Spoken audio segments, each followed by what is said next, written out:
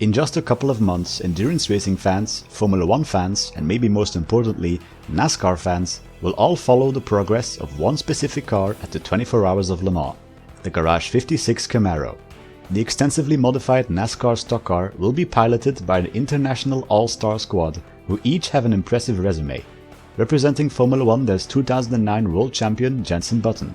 Representing endurance racing there's Mike Rockenfeller, one of the few people in the world who have class or overall wins at the 24-hour races at Spa, the Nürburgring, Daytona and Le Mans.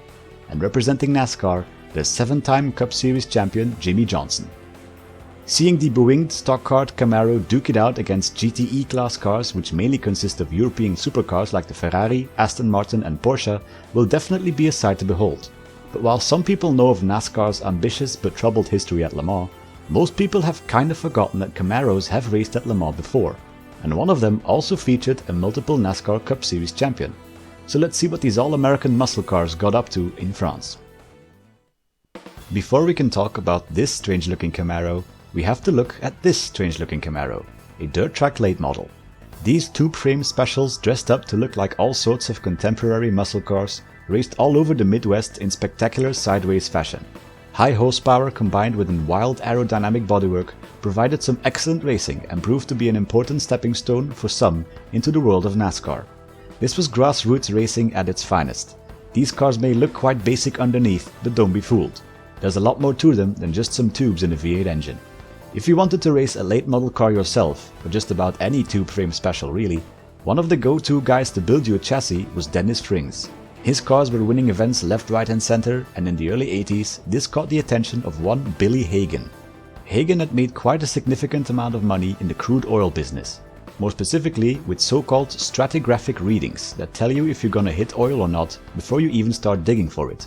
Hagan put his money to good use, expanding his business into an industry standard and also by funding various racing teams. Hagan needed a new car for a special project and turned to Dennis Frings to build the chassis for it. But this car wouldn't end up on an oval track. This one would be meant for the road courses.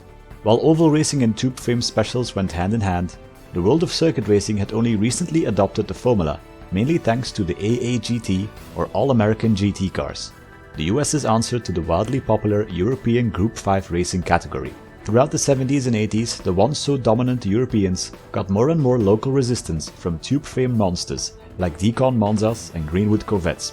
Hagan, after running a Monza for a while, wanted to step up to a bigger level, as he intended to take one of these AAGT cars to France and race it in the 24 Hours of Le Mans. The aforementioned Monza and Corvette AAGT cars from Decon Engineering and Greenwood had attempted to race and win at Le Mans before, but neither of them made it to the finish line due to mechanical issues. 2 NASCAR stock cars tried as well, with similar results. Young tanks at Le Mans in the 70s seemed to be cursed. They were all incredibly fast down the straights, but none of them made it to the line. Hopefully in the 80s things would be different, and this would be the car that was supposed to bring Le Mans glory back to the United States. Dennis Frings had built Billy Hagan an all-new AAGT machine, and underneath it shared a lot of similarities with his usual oval racing chassis, as in it was almost exactly the same. Powered by a 6.4 liter V8 capable of over 600 horsepower, this Camaro with dirt oval roots would end up being the biggest car on the 1981 Le Mans 24-hour entry list. But looks can be deceiving, as this was a tube frame car with lightweight body panels. The massive American battleship only weighed just over 1,000 kilograms.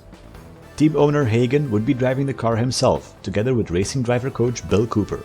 The duo would be joined by racing royalty and one of America's all-time greatest stock car racers, Cale Yarborough, 4 times winner of the Daytona 500 and back-to-back NASCAR champion in 1976, 77 and 78. The Team Stratagraph Camaro would prove to be a rocket ship, clocking speeds far north of 300 km an hour at several occasions down the Mulsanne Strait. During an all-out qualifying run at night, Cale got up to a staggering 354 km an hour, or 220 miles per hour. Worryingly though, it also ended up getting a bit too familiar with the escape roads, as stopping the car at those speeds proved to be more difficult than expected. Despite the looming brake issues, Cale Yarborough managed to put the car in 39th place overall. It would line up on the starting grid surrounded by 2 Ferraris and 2 BMW M1s, far more exotic material compared to the Milwaukee-built pseudo-stock car. After the flag dropped, Cale set off to do what he does best. In the corners, the Camaro wasn't as agile as the European opposition, but the Mulsanne Straight was the Camaro's turf. After serving his first pit stop after 3/4 of an hour of racing, Cale set off again for his second stint. Sadly, it would also be his last. While heading towards the Arnage corner, the quite rudimental drum brakes on the Camaro had failed. Cale had two options: head to the grass straight into a pack of spectators and marshals who shouldn't have been there in the first place, or smash head-on into the guardrail. He chose the latter option. After the impact, Cale crawled out of the car to see it had wedged itself in between the guardrails, which now reached all the way up to the windshield. With no way of getting it out there, the race was over. Not content with ending up as just another failed American Le Mans effort, Hagan promised to come back with his team in 1982. 1 hour of racing wasn't enough. He wanted to do the full 24. As promised, the Stratagraph team was back the following year, now a lot more prepared and featuring a 2-car lineup. The original 1981 Camaro had gotten an extensive aerodynamic upgrade courtesy of some bodywork usually found on the short oval cars, and it had its drum brakes replaced with modern and significantly more reliable disc brakes. The engine was now stroked back to just 5.7 liters, again for reliability's sake. It would not be driven by Cale Yarborough again. His Le Mans appearance remained a one-off. Stock car racing duo Herschel McGriff and Dick Brooks were in charge of bringing the so-called snowplow Camaro home. The second new car, despite sharing a similar chassis, featured completely different bodywork, resembling that of the new for 1982 third-gen Camaro. It had a smaller 5.4-liter V8, good for a healthy 540 horsepower. Team owner Billy Hagan would be driving it together with Gene Felton. The added aero on the number 80 car resulted in a slightly slower qualifying time of almost exactly 4 minutes, just over half a second slower than the previous year. The new number 81 car would end up being the tip of the spear for the American effort, with a time of 3 minutes 52 seconds, good for 33rd place overall, behind the vast collection of brand new Group C cars, but ahead of a decent amount of BMWs, Ferraris and Porsches. The following day, the 2 Camaros and 54 other cars set off.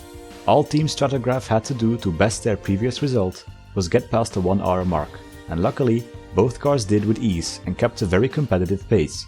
But while the number 81 car was starting to get into a battle for the lead with one of the 924s, the other car hit transmission issues. 2 hours would be lost in the pits trying to fix it, and all hopes of a decent result faded away. But the crew never thought about retiring the car, and were dead set on making it to the line. With the number 80 back on track, all eyes were on the number 81 of Hagan and Brooks. And not only their own team was keeping track of its impressive pace. The number 87 Porsche 924 GTR of the BF Goodrich team was running like a dream, but the Camaro kept hounding it. Even though the 924 was slowly building up its lead, the team knew that if something went wrong, the Camaro would become a legitimate threat, and they had reasons to be worried. Their second car had already retired earlier. Worry turned into panic as late into the race the 924 lost its 5th gear, which was a disaster on the long Mulsanne Straight. By now the Camaro was 10 laps down, but that healthy lead kept getting smaller and smaller. Unbeknownst to them, both the 80 and 81 Camaro also had transmission issues, although not as severe. Due to French regulations, the best gearbox they could use wasn't all that different from a stock 4-speed. But while the Porsche had to be nursed home, Hagan and Brooks kept going all out. In the end, they managed to go from 10 laps down to 3, and bag an impressive second place finish in the IMSA GTO class. Third on the podium would have been the other Camaro. That also made it to the line, but was not classified in the end as it only did 141 laps. All cars need to do at least 70% of the total distance the race winner did, and in this case that was 359 laps set by the Porsche 956 of X and Bell. Despite this and the sister car just missing out on a potential win, the race can be seen as a resounding success. From ending up wedged into a barrier after 1 hour in 1981 to finishing on the podium in 1982, the Stratagraph team finally showed an all-American crew with an all-American car can be competitive again at Le Mans, something many before it failed to do. The number 81 Camaro went on to do some sporadic racing back stateside with some impressive results. Class wins at the 24 Hours of Daytona and 12 Hours of Sebring in 1984, to name a few. Button, Rockefeller and Johnson in their Camaro will probably have plenty of trouble trying to finish in a better position at Le Mans than Hagan and Brooks did in their Camaro as they crossed the line in 17th overall. If nothing goes wrong, the Garage 56 Nascar will be the first true Nascar stock car to finish Le Mans. but the best result for a Camaro at Le Mans, that honor will probably stay with the Stratagraph team and their home-built duo of ambitious pseudo-stock cars with dirt tracking roots. If you enjoyed this video, make sure to like it and subscribe if you don't want to miss out on the next one.